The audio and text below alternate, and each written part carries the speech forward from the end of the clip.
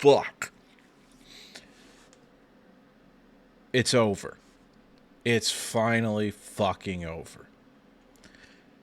Anyway, my name is Nathan, and welcome to the JSA studio. I am your host, as always. And today, we're going to be talking about the Connor Stalions Signgate scandal shit is finally fucking done.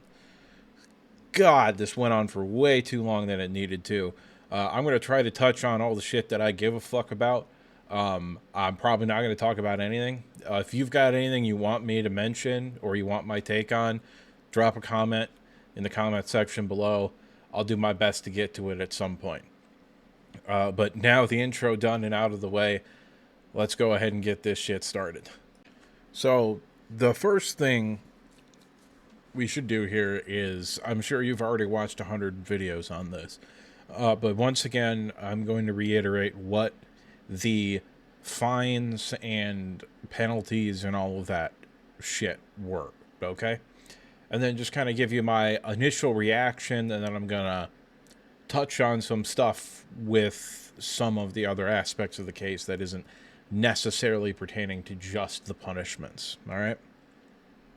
First thing, Michigan is placed on 4 years of probation, which doesn't mean a whole lot. Michigan, I think, has been on probation for the past 2 years anyway, so nothing new there. The financial penalties were a $50,000 fine plus 10% of the budget for the football program, a fine equivalent to the anticipated loss of all postseason competition revenue sharing associated with the 2025 and 2026 football seasons, which is a legalese way to say Michigan is not going to make any money if they do make the playoffs. So hypothetically, if Michigan plays 4 playoff games, they will not make anything for appearing in those 4 playoff games, the university itself. And then a fine equivalent to the cost of 10% of the scholarships awarded in Michigan football's program for the 2025-2026 academic year. So for 1 year, this year, Michigan has a 10% reduction in scholarships. I believe the number of scholarships you can have on a team is 80. It might be 85. But for simplicity's sake, I'm just going to say it's 80. So Michigan will have 8 less rosters or 8 less scholarships to hand out in this year's recruiting class.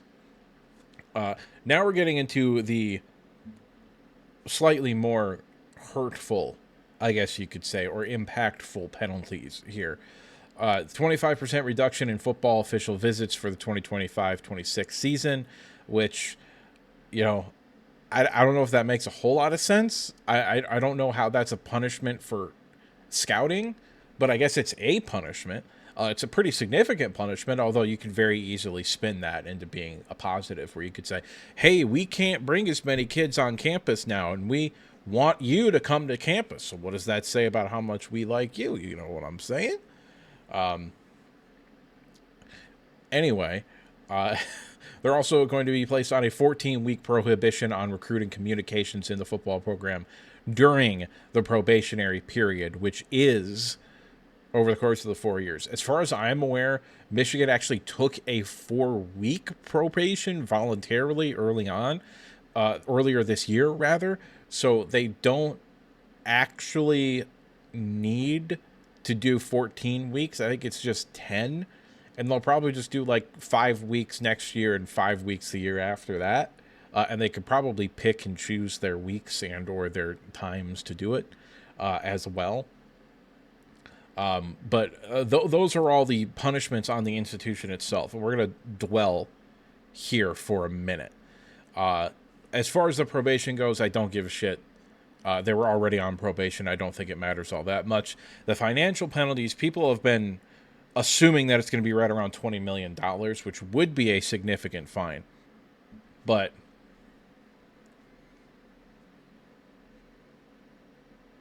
I don't know. Just come out with some dope-ass apparel and it'll probably pay for itself. Or they'll be able to go to their boosters and shit and probably get some of it.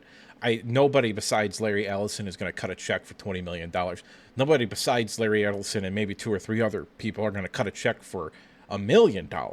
Like, this is not just how that's not the way that this stuff works. Like, I think there's a big misunderstanding in the amount of money that people get from, or universities get from individual people, in, related to sports, where they feel like people are given millions and millions and millions of dollars. They're getting millions and millions of dollars total from probably a couple thousand people. Most people probably donate like $5,000 to $25,000. And they could go to the boosters and be like, hey, listen, we fought tooth and nail for this shit. Aren't you proud of us? Which, by the way, I am. I have never been prouder of an institution that I have no real affiliation with at all than I have been with the University of Michigan throughout this process, because of how non-cooperative they've been with the bullshit that is an institution of inherent evil in the NCAA, okay? The NCAA spent the better part of 70 years preventing people from making money, okay? That is what they do. The NCAA is an evil institution. It should not exist. It should be dissolved, and anybody associated with it needs to go to fucking confession, because they got some shit to repent for. Anyway, as far as the money is the money. That, I think, is the reason why the university is challenging this. I think they're hoping to get that fine reduced. That's what I think that is. I don't really think they give shit about Connor Stalions and his punishment, or Jim Harbaugh and his punishment. And I don't really think they even care about Sharon Moore, because they've gotten to pick when the games they're doing the punishment for, which we'll get to. But I don't think they give a fuck about Denard Robinson either, who was the unnamed staffer that we've heard so much about this entire goddamn time. I thought it was going to be Chris Partridge, because he got fired. It turns out he got fired for nothing, which, again, we'll talk about that towards the end of this video. But there's a lot of stuff that, you had heard, through the grapevine, of course. But then, like, all of the Michigan insiders were like, yeah, no, it's just not happening. And I am very skeptical of Michigan insiders, whether that's, well, actually, no, I don't want to name names. But the big, there are like 4 or 5 big ones, okay? And they spent all of last year trying to convince us that we had quarterback play and that it was good, all right? I do not trust them as far as I can throw them, and my fat ass can't throw them very far. Okay, my brother probably could. He did shot put in high school. But that is irrelevant to this point that I'm trying to make. I just don't care about any of these punishments. And I'm not positive Michigan really cares at all, except about the money. Like, the reduction in official visits doesn't mean anything, really, because you could just turn that into a positive. It's no big deal. The prohibition on recruiting communications. Okay, if they had to serve that 14 weeks concurrently starting right now, yes, that's a major punishment. But they don't have to do that. They already did it for 4 weeks earlier in the late spring, early summer. So they probably only have to do 10 weeks of that anyway. They could probably just do 5 weeks next year, 5 weeks the year after that, because it says, the actual release says, 14-week prohibition on recruiting communications in the football program during the probation period, okay? Meaning that they have 10 weeks to serve over the next 4 years. They'll probably want to knock that out as quick as they can, which is why I said 5 and 5. But they can do whatever the fuck they want. All in all, as far as the punishments for the institution itself, obviously no postseason ban, no vacated wins, the national title stays. Okay? Now, my initial video that I made about this, and as far as I'm aware, I don't really think I ever talked about it again, aside from an offhanded comment here or there, because we didn't have any information, and I'm not an insider, so I don't have anything to go off of. Okay? But I just, man, they got out of this scot-free, didn't they? They really got out of this without having to do anything, okay? Now, I understand the NCAA came out through all this, and they were just like, yeah, we never talked about vacating wins. We never talked about taking away the national title. They said that they did talk about a postseason ban, which also doesn't make any sense to me at all. I don't understand how a postseason ban would be a punishment for the crimes that exist or that happened. Okay, so I don't know, man. I don't know. But they said that they did talk about a postseason ban, which they ultimately decided not to do because they didn't want to punish the kids. Because most of, or all of, basically, the infractors, except Sharon Moore, are not part of the program anymore. So they're like, we don't want to punish the kids. Which the NCAA has done, I don't know, 150 fucking times in the past 5 years.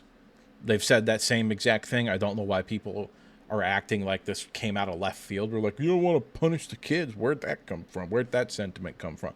They've said it 100 goddamn times in the past 5 years. So, no. All things considered, this I've kind of rambled for, 10 minutes. But, yeah. As far as the institution itself, I guess the only the other thing is that Michigan has decided that they're going to appeal this, okay? They're going to take this to civil court to try and appeal the fine, okay? Now, or I think they're doing it to appeal the fine, but they're appealing the whole goddamn thing. As far as I'm aware, once the NCAA has issued its penalties, that's it. They cannot backtrack on that. They can't make it worse. However, hypothetically, to avoid going to court and to avoid going through the discovery process, which is what the NCAA would want to avoid, they can come to a negotiated resolution where maybe Michigan only has to pay $15 or $10 million instead of 20, and maybe if they feel like it, Jim Harbaugh only gets a 5-year show cause instead of a 10-year show cause, which is a perfect segue to talking about Jim Harbaugh's punishments. Now, as far as Jim Harbaugh is concerned, he kind of got shafted, but not really. He received a 10-year show cause order restricting him from all athletically related activities during the show cause period, which will begin on August 7th, 2028, at the conclusion of his 4-year show cause order for a previous case. That is the one that started last year, which he got for telling the NCAA to go fuck themselves, which is a good thing, I would like to reiterate. All right? As you can see on the screen, who fucking cares? I don't think Jim Harbaugh gives a goddamn how many years of show cause he has. I mean, it means that, as far as I'm aware, he would not be able to attend any NCAA-related events at all, period. I don't think he can go to games. I don't think Michigan would be able to have a 10-year anniversary and have him on the sidelines or at the 50-yard line do a little thing where all of the previous members go to the goddamn sideline and then they stand up and wave at the crowd. I don't think he'd be able to do that. But we can just do the 15-year one and have him there then. So I don't know. The amount of people of rival fan bases that were saying that this was going to be way worse for Jim Harbaugh was always weird, because the NCAA literally cannot do anything other than give Jim Harbaugh a show cause order. They have no other way to punish him. Okay, it's the same thing with Jesse Minter and Steve Clinkscale, who got their punishments earlier on in the offseason, which I believe was a 2-year show cause for Clinkscale and a 1-year show cause order for Jesse Minter. I might have that backwards, though. All of this is nothing because the NCAA got what they wanted, which was Jim Harbaugh the fuck out of college football. That's what they wanted. That's what this was about. That's what this always was about. This was never about Connor Stalions. This was never about anything. This was about throwing as many cases and obstacles in Jim Harbaugh's way so that he fucks off back to the NFL. That's what this was about. Because as I've stated several times, and, there is a well-documented history of the NCAA and Jim Harbaugh hating each other. Okay. The difference between Jim Harbaugh and the NCAA is that Jim Harbaugh is not an evil institution made to benefit off of exploiting labor from unpaid individuals, typically of minority ethnicities. That's the NCAA, not Jim Harbaugh. So, I don't give a fuck about the NCAA. And Jim Harbaugh was also right about, like, everything. Satellite camps. Everybody fucking does satellite camps now. He was the first one to really start doing them at, like, a big level. The NCAA was like, no, you can't do that. Then he came out and said the transfer portal. He's like, oh, we need to have a 1-year transfer where you don't have to sit out and it's one time and that's it. He was right about that. That's exactly what it should be. That's not what it is right now, but that's exactly what it should be. Anyway, then he talked about NIL way before the court case even finished and before they figured out how to implement it. He was talking about it like 2018 or 2019. He was talking about how we need to be paying players and shit. And, you know, all the stuff with the trips where he was taking the team to, you know, Italy to meet the Pope. I think they went to France one year, and then they got in trouble, so they just drove up north in Michigan for a while. Went to the sand bear dunes, or the bear sand, or whatever they're called. I don't remember. I've been there before when I was like real young, but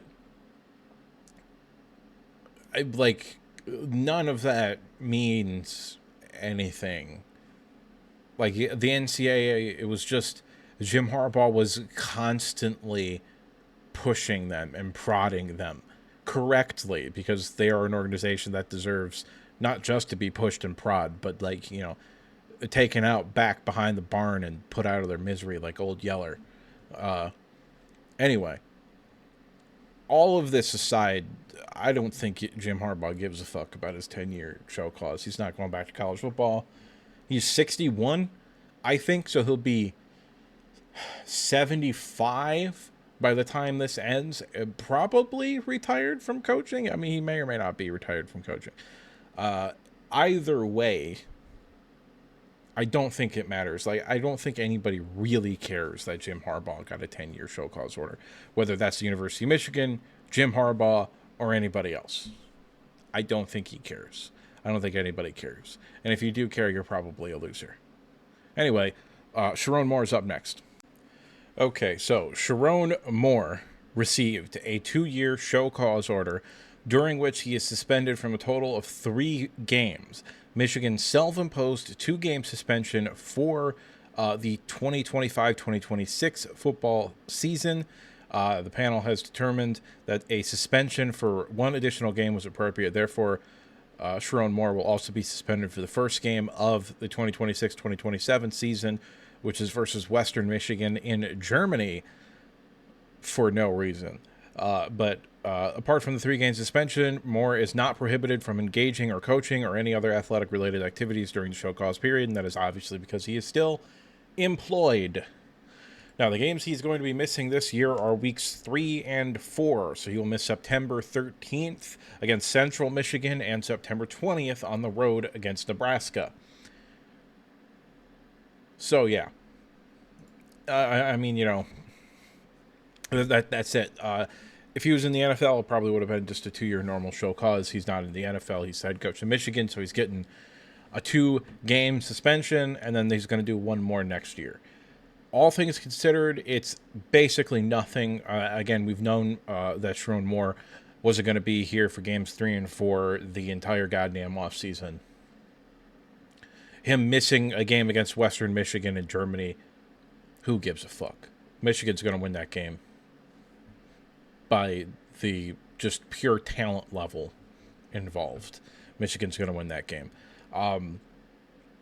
However, I do think Sharon Moore probably should not have been punished at all, if I'm just being blatant with you. They punished him for non-compliance, which, again, is total bullshit. How can you punish somebody for not complying with your exact means when you have no legal or employer rights to do so? Sharon Moore doesn't work for the NCAA. He works for the University of Michigan, okay? Like, your employer has rights to look at things of yours if your employment place gave you them, okay? Like if your job gave you a laptop, they would have the right to go through your laptop and look at all the shit that you did on there because that's company property. Sharon Moore's personal cell phone is not company property. Also, the NCAA shouldn't, I guess they do somehow, but they shouldn't have access to any of that shit. The NCAA has no real authority to go through or look at any of that shit. And also, Sharon Moore, which is something that we found out here recently today, was that Sharon Moore didn't actually delete the text messages during the investigation. He deleted the text messages when they fired Connor Stalions, which was before he was ever asked about shit. And then he was just like, oh yeah, I deleted them, but I can get them back and give them to you. And then that's exactly what he did. If he just said, yeah, I'll get them to you by the end of the day, and never mentioned the goddamn deletion, maybe he wouldn't have gotten punished. But the NCAA was out for blood, so they would have found something fucking else, because that's what the NCAA does. They're a fucking mob front. If they don't like you, they'll find something to get you with. The reality of the situation. All things considered, I don't give a fuck that Sharon Moore is missing 3 games. I don't care.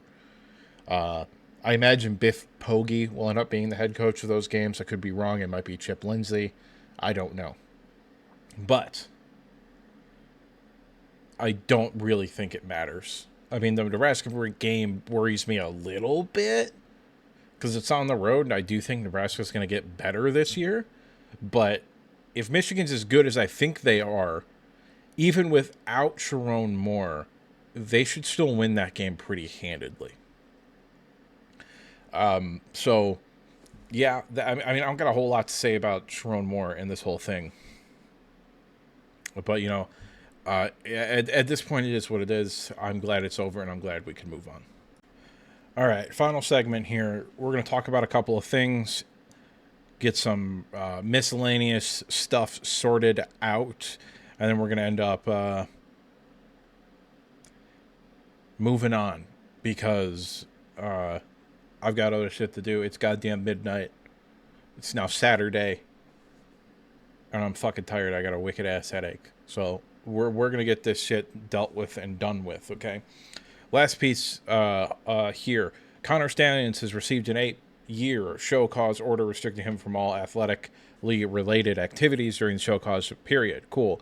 Connor Stalions will never work in college football again. We've known that since he got fired. He might not have known that. You'll have to ask Isaiah Hole if he knew that. But he'll never work in college football again. He's still got to deal with the case from Central Michigan of him being on the sideline. And he'll probably get like a 20-year show cause order on top of this 8-year show cause order for that one because he's a repeat offender. So he's never going to coach a college football again, period. End of discussion. Like, as far as I'm concerned, I don't really give a shit about Connor Stalions at all. I really don't care. Denard Robinson is that mystery coach that has been floated around as getting a show cause for a bunch of nonsense. Denard Robinson has received a 3-year show cause order restricting him from all athletically related activities during the show cause period. That's fine. Denard Robinson had a make-believe job at the University of Michigan because Michigan wanted to take care of a former star player and pay him a lot of money. He didn't really do anything as far as I'm concerned. Outside of that, the man on the screen right now, Chris Partridge, is another guy that a lot of people, myself included, figured that he was fired for an actual goddamn reason. It turns out he wasn't. He was fired for no reason at all, whatsoever. It was a made-up thing that never fucking happened, and Michigan fired his ass, I guess, because they wanted to look compliant with the NCAA, even though they were vehemently non-compliant the entire goddamn time. Even if Chris Partridge did say, go to players and say, don't fucking talk to these assholes, that's a good thing. You shouldn't talk to these assholes. They're going to punish you no matter what the fuck you do. The NCAA has never in its existence launched an investigation that ended with them saying, oh, we didn't find anything, no wrongdoings. No, they're going to get you for fucking something, so you say fuck them. And you don't give them your personal shit. You throw it in a pond like Connor Stalions did. You don't give them your laptop. You don't give them goddamn anything. Period. End of discussion. That's the correct response to dealing with the NCAA. And they fired Chris Partridge for having the correct instinct in terms of how to deal with the NCAA. Now Chris Partridge is a linebacker coach for the Seattle Seahawks, doing wonderful things for them. So, I don't think it matters, but Chris Partridge might have a case to sue the University of Michigan for wrongful termination, if we're going to be honest with you. He may or may not do that. I don't know if there's a statute of limitations in the state of Michigan for bringing that, because it's been 2 years now. I don't fucking know. But it's a possibility, because he did get fired for no goddamn reason, all right? Another couple of book sharing things here, or bookkeeping things, rather. There was a mysterious donor who gave Connor Stalions a bunch of money, who was called, I think, Uncle T was like his, whatever you call it, handle or some shit on like Venmo or wherever the fuck Connor Stalions was getting money. And that was immediately linked to Tim Smith, who was a lifelong University of Michigan booster who had denied being Uncle T vehemently, even though a lot of people from other fan bases began harassing him and telling him that he was complicit in this whole thing and it was the only reason that it could ever happen. Anyway, the NCAA report fully and unequivocally exonerated him of any wrongdoing. And you're an asshole if you still go after this guy. You're an asshole if you went after this guy at all. Period. End of discussion. Even if he was giving Connor Stalions money, you're still an asshole if you went after him. So this whole thing was so fucking weird and so needlessly long. Like, the NCAA left campus in like February of 2024. All of this shit should have been done. Like, you can compile the thing, make a case, figure out what the goddamn punishment is in like 3 minutes, really. If you read over the shit, it'll take you a week at most. And then you can figure out what the punishment is. But the NCAA wants to drag these things out so that schools will come in and accept their immediate offer for bullshit. All right? It's a whole goddamn scam. Anyway, I hope that this video has found you in good health. And I hope, beyond hope, that this video has gotten you maybe to hate the NCAA with almost as much vitriol as I hate the NCAA. The only thing I hate more than the NCAA is lost cause fanatics, in terms of like Civil War shit, because I was going to be a history teacher before I dropped out of college. Anyway, that's all that I got for you today. I'm going to go ahead and remind you to like, comment, and subscribe if you want to see more content like this. And if you disagree with me at any point, or you just have something to say, go ahead and drop a comment down in the comment section below. And now with the outro done and out of the way, there's only one thing left to say, and that's that I'll see you next time.